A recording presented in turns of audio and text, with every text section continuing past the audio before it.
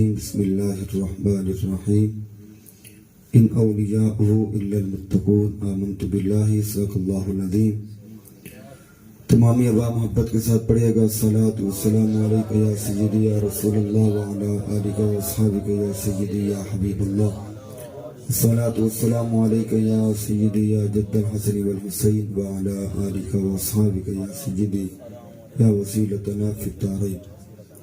حمد و صلاۃ کے بعد نہایت واجب الاحترام استاد العلماء عالم نبیل فاضل جلیل محترمی و مکرمی جناب حضرت علامہ مولانا مفتی محمد شہباز احمد مدنی صاحب حافظ اللہ تعالی. رونق محفل جناب حضرت علامہ مولانا قاری غلام مرتضیٰ نقیبی صاحب. دیگر نعت خواں حضرات کو حضرات عوام اہل سنت نوجوان اسلام حاملین عقیدہ اہل سنت.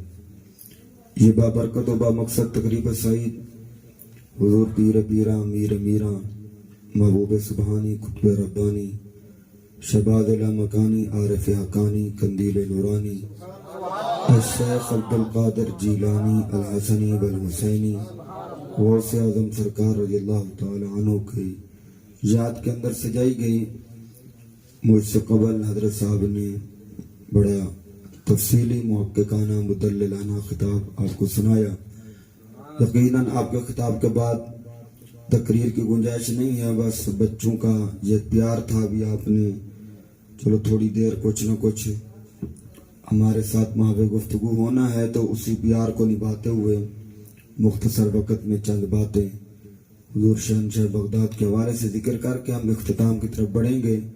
جلدی انشاءاللہ ختم اور لنگر آپ کے سامنے آ جائے گا. حضور غوث اعظم سرکار آپ کی کنیت ہے ابو محمد، نام ہے عبد القادر، لقب ہے محی الدین اور دوسرا ہے غوث اعظم. بعض علماء نے کہا کہ آپ کا نام ہی محی الدین ہے. آپ 470 ہجری رمضان المبارک میں پیدا ہوئے اور 560 ہجری ربیع الاخر میں آپ کا وصال ہوتا ہے. ہم محبت والے ربیع الاول شریف کو ربیع النور شریف کے نام سے یاد کرتے ہیں، ربیع الاخر کو ہم ربیع الغوث کے نام سے یاد کرتے ہیں، اور اس مہینے کو ہمارے بعض احباب ربیع الثانی بھی کہتے ہیں. لیکن میرے شیخ طریقت فرمایا کرتے تھے اس کو ربیع الثانی نہیں کہنا چاہیے، ربیع الاخر کہنا چاہیے. کیوں؟ ربیع الاول کا معنی ہے پہلی بہار، ربیع الثانی کا معنی ہے دوسری بہار، دوسری کے بعد پھر تیسری کا انتظار ہوتا ہے. آپ فرماتے ہیں ربیع الثانی نہیں، ربیع الاخر. پہلی بہار حضور ہیں، آخری بہار غوث ہیں، درمیان میں ہے کچھ نہیں ہمارے. اس لیے فرماتے ہیں اس کو ربیع الاخر کو، وہ پہلی بہار یا آخری بہار.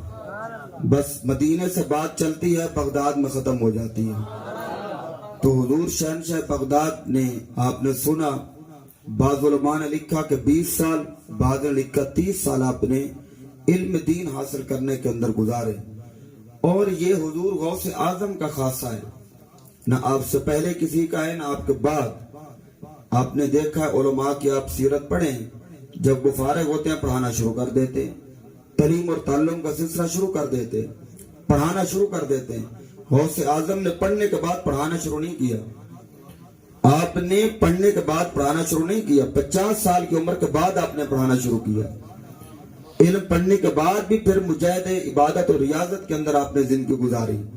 اور جو آیت کریمہ میں نے تلاوت کی ہے اسی کو سہارا لے کر مختصر وقت میں گھنٹے کی گفتگو سنانا چاہتا ہوں. ارادہ ہے 10 منٹ میں گھنٹے کی گفتگو.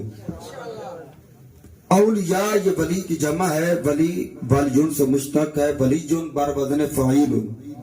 ولی کا معنی تفسیر مدری اٹھایا تو ہم نے 4 معنی لکھے ہیں، میں ایک معنی کو لے کر آگے چلتا ہوں. الولی اسم من و بمان المحب، ولی کا معنی ہے محبت کرنے والا. ولی جن بر وزن فاعل، یہ علماء جانتے ہیں ولی بمانا جب فاعل ان کا وزن پر ہو، فاعل بمانا فاعل بھی ہوتا ہے، فاعل بمانا مفعول بھی ہوتا ہے. تو کیا مفہوم بنا؟ ولی بمانا محب بھی ہوتا ہے، ولی بمانا محبوب بھی ہوتا ہے. اسی حقیقت کو رب ذوالجلال نے یوں بیان کیا، یحبہم وَيُحِبُّونَ. بعض اللہ کے بندے ایسے ہیں رب ان سے پیار کرتا ہے، بعض ایسے ہیں جو رب سے پیار کرتے ہیں. محب ولی ہوں وہ بھی بڑی شان کے مالک ہیں, محبوب ولی ہوں وہ بھی بڑی شان کے مالک ہیں. حضور غوث اعظم سرکار مقام محبوبیت پر فائز تھے. جب آپ سے پوچھا گیا یہ مقام محبوبیت آپ کو کب ملا, آپ نے فرمایا ارے بھائی یہ تو بڑی پرانی بات ہے, نام نشأتی فی الحب من قبل آدم وقربنی المولا ففزت بدولتی. فرمایا کہ ابھی آدم نہ بنے تھے, میں غوث اس وقت بھی مقام محبوبیت پر فائز تھا. غوث اعظم فرما رہے ہیں. اب باجت الاسرار اٹھا کر دیکھیے, پڑھیے. اور باجت الاسرار وہ کتاب ہے جس کے بارے میں غیرت کی دنیا کا سلطان امام احمد رضا خان علیہ رحمت الرحمان آپ فرماتے لوگوں اگر مجھ احمد رضا سے پوچھتے ہو باجت الاسرار کا مقام کیا ہے, فتاوی رضویہ کے اندر آپ نے لکھا, فرمایا جو حدیث کی کتب میں بخاری کا مقام ہے احمد رضا کی نظروں میں وہی باجت الاسرار کا مقام ہے. آخری بندے عجیب نہیں بول رہے, نہ ذبیح اللہ بولے, نہ سجاد بولے, نہ کاشی بولے, نہ فیصل بولے. تقریر سواڑے واسطے میں کی تھی ہے, اگلے بندے سن لیجیے مفتی صاحب کو, محبت نہ کہیے سبحان اللہ. ہاں تسی تو پھر آپس سے گلاں کر دے تو میں نے تقریر بھول جانی ہے, گالیں لمبی ہو جانی ہے. حضور غوث اعظم سرکار آج ابھی لطویر سے میرا کیا پوتا آ جائے, آ جا گئی تو بالکل ہی اگے آ جائے, ثانی سرکار کا نام آ جائے. ماشاءاللہ بھائی خود ماشاءاللہ بڑے حضرت جڑے شاگرد نے خود بڑے اچھے عالم اور خطیب نے, نقیب نے, نعت خان نے, ہر فن مولا نے. اسی تو رعایت دیتی بیٹھے آگے اور سارے شروع ہو جائیے تو تمہیں ایک ہی چھپائے جائے. محبت نہ کہیے سبحان اللہ.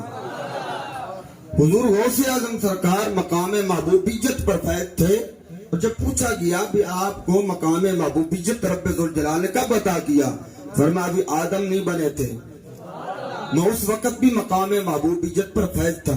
حضور غوث اعظم سرکار کبھی مقام ناز میں ہوتے ہیں, کبھی مقام نیاز میں ہوتے ہیں. جب مقام نیاز میں ہوں تو یوں عرض کرتے مولا قیامت کے دن عبد القادر کو اندھا اٹھانا, کہیں نیکوں کے سامنے میں شرمندہ نہ ہو جاؤں. یہ ہے مقام نیاز, عاجزی کا مقام ہے. جب مقام ناز میں آتے ہیں تو پھر یوں عرض کرتا مولا جنت را بنے کا دے من بدرا بدوزخ بر. مولا مجھے جنت نہیں چاہیے, جنت نیکوں کو دے دینا. میں نے 40 سال عشاء کے وضو سے فجر کی نماز جنت کے لیے نہیں پڑھی, مولا میں نے تیرے دیدار کے لیے سب کچھ کیا ہے, نیکوں کو جنت دے دینا. مجھے یہ قبول ہے, مجھے جہنم میں بھیج دینا. شرط ایک ہے گاہے گاہے پرسی تو مجنو چیز حال ہے, تو کبھی کبھی اتنا پوچھ لینا مجنو تیرا کی حال ہے. اور یہاں پر علماء نے لکھا ہے یہ کہنا کہ جنت را بنے کا دے من بدرا بدوزخ بر, یہ قصیدہ غوثیہ آپ کا فارسی میں بھی ہے, عربی میں بھی ہے. یہ جلان اور گلان ایک ہی چیز ہے, کیونکہ عربی میں گاپ نہیں آتی. آپ فرماتے مولا مجھے جنت نہ دینا, جہنم میں بھیج دینا. ہاں شرط ایک ہے گاہے گاہے پرسے تو کدی کدی نہ پوچھ نہیں مجنو تیرا کی حال ہے. اگر یہاں پر علماء نے لکھا ہے فرمایا کہ جب رب کلام کرے گا غوث اعظم سے, جس مقام میں غوث ہے وہ جہنم رہنی نہیں. جہاں رب کلام کرے وہاں جہنم نہیں رہنی. تو حضور غوث اعظم سرکار کی تعلیمات پر اس وقت ضرورت ہے عمل کرنے کی. کرامتیں تو ایسی ہیں شمار سے باہر ہے, شمار سے باہر ہے حضور غوث اعظم سرکار کی کرامتیں. خود باجت الاسرار والے وہ بھی لکھتے ہیں کہ شمار سے باہر ہیں. اس وقت تعلیمات کی ضرورت ہے.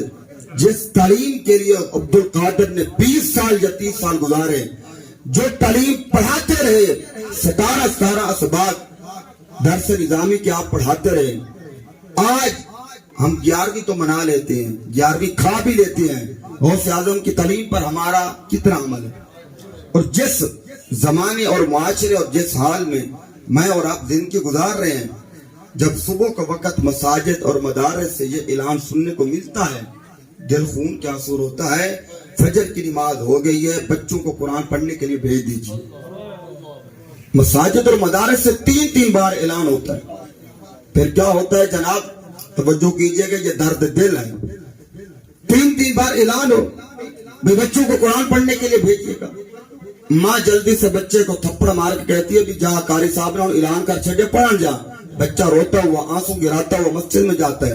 حالت اور کیفیت کیا ہوتی ہے, मेले कुचैले कपड़े होते हैं। बाज बच्चे ऐसे होते हैं कि वो रात को पेशाब भी कपड़ों के अंदर करते हैं, उन्हीं कपड़ों के साथ मस्जिद में जाते हैं। अब कारी साहब के सामने 70 बच्चा बैठा है, वक्त कितना, आधा घंटा। आप बताइएगा भी एक बच्चे के हिस्से में कितना वक्त आएगा? पिछला भी सुनना, अगला भी पढ़ाना है। अगर कारी साहब मेहनत कर ले, थोड़ी सी ग्रुप बंदी बना ले, चलो इन्हें कलमे भी पढ़ाया जाए, नमाज भी सिखाई जाए, सबक भी पढ़ाया जाए, तो कारी साहब अगर मेहनत कर भी ले, वो बेचारा अभी पढ़ा रहा होता है, दरवाजे पे वालिदैन आकर खड़े होते हैं, वो कारी साहब सारा इन्हों आज ही पढ़ाने, इन्हों सारा आज ही तुझे पढ़ाने, बच्चे को लेट हो रही है, बच्चे ने स्कूल जाना है, सारा आज ही पढ़ाने। कारी साहब ने छुट्टी दी। अब ये तो था तस्वीर का एक रुख। अब दूसरा रुख देखिए, वही बच्चा जब घर में आया, माँ ने हाथ पकड़ा, जल्दी से गुस्ल कराया, आंखों में सुरमा, सर पे तेल, और वर्दी भी रात को इस्त्री की थी, कहीं ऐसा ना हो सुबह बिजली चली जाए, सुबह बिजली चली जाए, मेरा बच्चा बगैर इस्त्री वर्दी के पा के जाएगा पहन के, तो कहीं दूसरे बच्चे मजाक न करें। फिर ये भी रात को माँ चेक करती है, वर्दी गंदी तो नहीं है, दाग तो नहीं, कहीं वर्दी गंदी हो, दाग हो, मेरा बच्चा जाकर उधर शर्मिंदा हो। उसी को वर्दी पहनाई जाती है, आंखों में सुरमा डाला जाता है, फिर सर पे तेल लगाया जाता है, उसका बैग चेक किया जाता है, कापियां पूरी नहीं, किताबें बोरियां नहीं, जनाब, पेंसिल, रबड़, हर चीज देखी जाती है। फिर उस दोपहर का खाने का टिफिन रखा जाता है, फिर पानी की बोतल बगल में लटकाई जाती है, फिर उसी बच्चे को प्यार से मोटरसाइकिल पे बिठाया जाता है, पेशानी चूम कर स्कूल में छोड़ा जाता है, फिर 1 बजे वहां से लाया जाता है, 3 बजे ट्यूशन भेजा जाता है, 6 बजे फिर बुलाया जाता है। पूछना ये चाहता हूँ, बताइएगा 11वीं खाने वाले, हमने दुनिया को वक्त कितना दिया और दीन को वक्त कितना दिया? ये दावत है। मेरी इस गुफ्तगू का मकसद कतई ऐसा नहीं है कि दुनियावी तालीम नहीं पढ़नी पढ़ानी चाहिए, लेकिन सवाल ये है कि तुमने कुरान को वक्त कितना दिया? 11वीं खा लेना आसान है, 11वीं मनाना आसान है, तालीमात पर अमल करना। इसलिए सितम ये है, हम गौसे आजम अब्दुल कादिर को तो मानते हैं, अब्दुल कादिर की नहीं मानते, अब्दुल कादिर की नहीं मानते। कितना हमने वक्त दिया, कुरान को कितना वक्त दिया? ये कुरान का हमारे ऊपर हक है, सीयत लफ्जी के साथ देख कर पढ़ना हर मुसलमान पर यह कुरान का हक है। अब कितने लोग हैं जिनको सीयत लफ्जी के साथ कुरान देख कर पढ़ना आता है? हुजूर शहंशाह बगदाद की तालीमात पर अमल करने की इस वक्त जरूरत है। गौसे आजम सरकार ने जिस तालीम को निजामिया मदरसे के अंदर बैठकर हम तक पहुंचाया है, और आपकी इल्म का हाल यह था, आपकी मजलिस में एक आयत पढ़ी जाती तो अब्दुल कादिर एक आयत की 40-40 तफसीरें बयान करते थे, 40-40 तफसीरें बयान करते।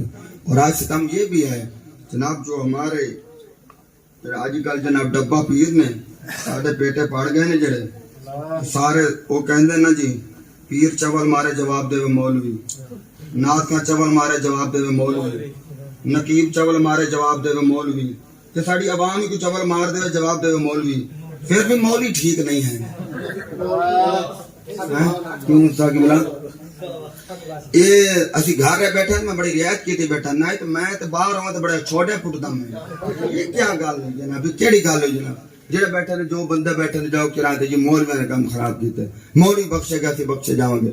मौलवियों ने क्या काम खराब किया? मौलवियों खराब किए, तुसी हुजूर दा कलमा नहीं पढ़ा तो तुसी ठीक कर लो, तुसी ठीक कर लो। हुजूर गौसे आजम सरकार को मानने वालों, तालीमात पर अमल करो, अपने बच्चों को दीन की तालीम की तरफ लाइए, कुरान की तालीम की तरफ लाइए, हदीस रसूल की तालीम की तरफ लाइए। ये दीन को आप जितना वक्त देते जाएंगे, पता फर्क क्या है दुनियावी तालीम और दीनी तालीम में? जब बच्चा दुनियावी तालीम के लिए जाता है ना, उसका बैग, उसका इल्म उसकी पीठ के पीछे होता है। जब मदरसे में जाता है सिपारा पढ़ने के लिए, सिपारा कुरान सीने के साथ होता है, ये खामोश पैगाम होता है। जो दुनियावी तालीम पढ़ने के लिए जाता है, बैग पीठ के पीछे है, वो इल्म, वो किताबें चीख चीख कर कह रही होती है, मुझे इतना वक्त देने वाले, आज जैसे मैं तेरे पीछे हूँ, मार के कब्र में जाएगा तो मैं पीछे ही रहना, मैं तेरे काम नहीं आना, तो मेरा कुरान सीने ना ला दो। वो कहने परेशान ना हो, जिन्हें आज तेरे अगे आ, तो मार के कब्र बाद जाएगा, मैं पहले तेरी सिफारिश से जाऊंगा। اس لیے کہ یہ دینی تعلیم آپ کے یہاں بھی کام آئے گی، وہاں بھی کام آئے گی. دنیاوی تعلیم آپ کو قبر میں کام نہیں آئے گی. تیرا منڈا جنہیں ڈگریاں پڑھ لے گئے ساریاں چک کے بیٹی قبر تراک جو کوئی فائدہ نہیں. لیکن بچے کو قرآن پڑھایا، تیرے مرنے کے بعد بچے نے جا کر تیری قبر میں پڑھا یاسین والقرآن الحکیم. آج نا مفتی صاحب کچھ ماں باپ بیچارے تنگ ہو کے بھی کہنے نا یار منڈے نے انہیں پڑھایا، کاروبار لوایا، انہیں جڑے حالات نے ساڑھے مرن تو بعد پتہ نہیں انہیں چراغ بھی ساڑھی قبر تے جلانے کہ نہیں جلانا. میں کہ بھی جناب یہ بات تو وہ کرے جس نے بچے کو دنیا دار بنایا ہے. دنیا دار بیٹا کیا کرے گا؟ زیادہ سے زیادہ یہی کرے گا نا، قبر کو پکی کر دے گا. زیادہ سے زیادہ یہی کر لے گا، قبر پکی کر دے گا، سنگے مرمر کی تختی لگا دے گا. لیکن جس ماں باپ نے اپنے بچے کو دین کا عالم بنایا، نمازی بنایا، اسے فکر کرنے کی ضرورت نہیں ہے. تو نے بیٹے کو نمازی بنایا، 5 وقت جب تیرا بیٹا مسجد میں آئے گا التحیات کی شکل میں بیٹھ کر کہے گا ربنا اغفر لی ولوالدی وللمؤمنین یوم یقوم الحساب. میں کہ بولیے تیری قبر دے اوپر چراغ جلے نہ جلے، قبر دے اندر چراغ ضرور جلے گا. 5 وقت جب بچہ تیرا یہ پڑھے. اب دیکھیں نماز عبادت خدا کی ہے، ادا مصطفیٰ کی ہے، دعا والدین کے لیے ہے. 3 چیزیں مل جائیں گی پھر دیکھیں کیوں نہیں بخشش ہوگی. اس لیے اپنی اولاد کو دین کی تعلیم کی طرف لائیے، جو یہاں بھی کام آئے گی وہاں بھی کام آئے گی. دوسرا دینی دنیاوی تعلیم میں پتہ کیا فرق ہے؟ دنیاوی تعلیم آپ بچے کو پڑھائیں گے نا، جتنی بچہ دنیاوی تعلیم پڑھتا جائے گا، ڈگریاں حاصل کرتا جائے گا، بیچارے ماں باپ اتنے ڈرتے جائیں گے اس بچے سے. یہ دنیاوی تعلیم پڑھنے والا. دینی تعلیم جتنا بچہ دینی تعلیم حاصل کرتا جائے گا وہ بچہ اتنا والدین سے ڈرتا جائے گا. یہ فرق ہے. اور جو دنیاوی تعلیم پڑھنے والا بڑے عہدے اور ڈگری حاصل کر لینا بڑے عہدے پہ چلا جائے، اس سے والدین بھی ڈر کے بات کرتے ہیں. جو دینی تعلیم کے اعلیٰ عہدے پہ چلا جائے وہ والدین سے ڈر کے بات کرتا ہے. آج روندے پھرتے ہیں لوگ، یہ منڈے گالی مندے جی پریشان نے بیچارے. میں کہ جناب والا پھر جانے نے پیراں کول تو کہنے نے بھائی حساب کرو کسی نے کچھ کیتا تو نہیں، کسی نے کچھ نہیں کیتا، اسی آپ نال آپ کیتے ہیں. نہ جا کے جنا پیسے لٹایا کرو تو نہ جا کے نہیں انہیں کو پھنسیا کرو. انہیں دی دکانداری چل دی ہے، 8-10 بندے انہیں دے بوئے تو بیٹھے رہا تو انہیں دا کام چل دا ہے. اسی آپ نال آپ کیتے ہیں. بھئی جب صبح اٹھ کر فجر کی نماز ہم نے نہیں پڑھنی، قرآن کی تلاوت ہم نے نہیں کرنی، ساری رات ہمارے گھر کے اندر فلمیں تو ڈرامے چلیں گے، حضور کا قرآن کی آواز نہیں آئے گی، تو پھر یہی کچھ ہونا ہے نا. ہم نے اپنے ساتھ خود کیا ہے. صبح اٹھ کر فجر کی نماز پڑھ کر دیکھ رہا تیرے گھر کے اندر برکت کیسے آتی ہے. صبح یاسین کی تلاوت کیا کر، مغرب کے بعد سورۃ واقعہ کی تلاوت کیا کر، سونے سے پہلے سورۃ ملک کی تلاوت کیا کر. پھر پریشان ہونے کی ضرورت نہیں ہے. پریشان ہونے کی ضرورت نہیں ہے آپ کو. آپ پریشان کیوں ہیں؟ اس لیے ہم قرآن و حدیث سے دور ہو گئے. رونے نے جی بچے گال نہیں مندے. میں کہ تو خدا مصطفیٰ دی کنی من لیے. آج شادی ہوتی ہے، خوشی ہوتی ہے، جناب مفتی صاحب کی بولا کیا ہوتا ہے، ابا کہنے پتر خیال کریں تو پھپھو نے بھی راضی کرنا ہے، تو چاچے نو بھی تو تائے نو بھی، تو ماں بھی کہہ دیا پتر خالہ دا بھی خیال رکھیں تو مامے دا بھی خیال رکھیں. ٹھیک ہے نا، سب کو راضی رکھنا ہے. ابا بھی کہنے جی چاچا تایا نہ آیا تو تینوں پتہ پھر شادی دی چاس نہیں ہونی، تو خوشیاں تو بالا نہیں ہونا، تو پھپھو بھی نہ آئی تو شادی دی چاس نہیں آنی. اماں بھی کہنی ہے پتر تینوں پتہ ہے کہ میرا پرا نہ آیا تو تیرا ماما شادی تے نہ آیا تو شادی پہ رونق ہونی ہے. اب یہ جملہ دینے لگا ہوں، اللہ کرے میں بات سمجھانے میں آپ تک پہنچانے میں کامیاب ہو جاؤں. میں نے کہا جس گھر کے اندر یہ بات ماں بھی کر رہی تھی، باپ بھی کر رہا تھا، بھی چاچا تو تایا تو پھپھو تو خالہ تو مامو سب نو راضی کرا جے تاکہ شادی چنگی گزرے. کاش کو بابا یہ جملہ بھی کہتا پترو ہوں شادی اس طرح دی کرنا سارے نو راضی کر لیا جے کہ تو انہوں ناراض نہ کر لے. تو گل انی بھی کرے نا، پتر ہم سارے نو راضی کر لیا جے کہ تے شادی انج دی نہ کرنا کہ خدا مصطفیٰ ناراض ہو جان. کوئی بابا انج دی بھی گل کرے پتر ہم شادی انج دی کرائے جتنے رشتہ دار سارے راضی کیتے نے اتنے خدا اور مصطفیٰ نو بھی راضی رکھنا ہے. آپ یہ کس صورت میں ہوں گے؟ ثانی تھلے منہ نہ کر، تقریر تیری وے تو لمبی ہوندی جاندی ہے. میں مکانا چاہنا پھر تو تھلے منہ کر. میری عادت ہے بھرا میرا چھگن دی. ہاں تو تسی تھلے منہ مار دو، میں کہ اگلی گل کرا شاید نہ منہ تے ہو جائے. اس وقت بھرا میرا. شادی کیسی ہونی چاہیے؟ یہ سارا یہ تعلیمات غوث اعظم ہے، یہ تعلیمات غوث اعظم موضوع سے ہٹ کر نہیں ہے، یہ تعلیمات غوث اعظم ہے۔ شادی تک کنجر خانہ ہوئے، تعلیمات غوث اعظم نہیں۔ شادی کیسی ہونی چاہیے؟ خدا مصطفیٰ راضی ہو جائے، میں آسان لفظوں میں کہا کرتا ہوں، شادی لفظ لکھ دو، شادی دیکھو نا، شادی شین سے 3 نقطے ہٹا دو، پھر کیا بن جائے گا؟ بس جب شادی شادی ہوئے پھر خدا بھی راضی ہے، مصطفیٰ بھی راضی ہے، خدا بھی راضی تو مصطفیٰ بھی راضی، پھر غوث اعظم بھی راضی ہے جناب تعلیمات اللہ۔ اس لیے ہم کہا کرتے ہیں شاہ جیلاں تیرے در کی قسم، تیری یاد سے جی بہلاتے ہیں، اس لیے یاد سے جی بہلا رہے ہیں نا، شاہ جیلاں تیرے در کی قسم، تیری یاد سے جی بہلاتے ہیں، سب غوث کتب ابدال ولی تیرے نام کا صدقہ کھاتے ہیں، غوث اعظم زمانے کی حاجت روا، تو مان نہ مان ارے بے حیا، جس کی ٹھوکر نے مردوں کو زندہ کیا، اس کی حسن کرامت کی کیا بات ہے۔ دوران گفتگو صاحبن خاتان میری زبان سے کوئی غلط جملہ نکلا ہو، میں اپنے رب سے معافی کا طلبگار ہوں، جو جملہ رب رسول کے بارگاہ میں قبول اور منظور ہو جائے، میرے لیے اور آپ کے لیے نجات اور شفاعت کا ذریعہ بنے۔ یار زندہ صحبت باقی فقیران آئے، صدا کر چلے میاں تم خوش رہو، ہم دعا کر چلے بما لجا